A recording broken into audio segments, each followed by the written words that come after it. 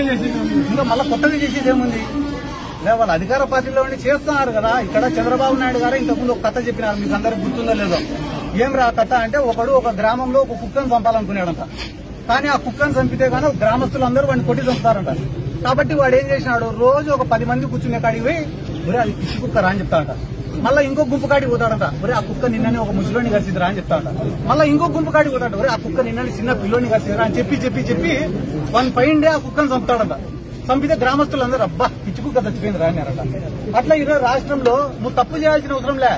రోజు ఒక 4 టీవీ ఛానళ్లలో వీడు ఆడదాం ఆంధ్రాలో 100 ఎత్తినాడు, వాడు 300 ఎత్తినాడు, వాడు 400 ఎత్తినాడు, వీడు మైనింగ్ లో ఎత్తినాడు, వాడు క్వార్ట్స్ లో ఎత్తినాడు, వాడు లిక్కర్ లో ఎత్తినాడు అని చెప్పి ఒక్క పథకం ఇవ్వకుండా డైలీ అన్ని ఛానళ్లలో జగన్ సార్ ఏం సార్ కరెంట్ ఛార్జీలు పెంచినారు కదా అంటే చెవిరెడ్డి భాస్కర్ రెడ్డి అరెస్ట్.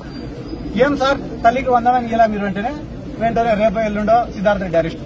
3వ రోజు మా రాజన్న అరెస్టు. అంటే అరెస్టులను చూపించుకుంటా వీళ్ళు రాక్షసులు అని చెప్పుకుంటా ఈ రాష్ట్ర ప్రజలకు మొత్తం సున్నం పెట్టే ఆలోచనలో వీళ్ళు ఉండాలి. మీ పార్టీకి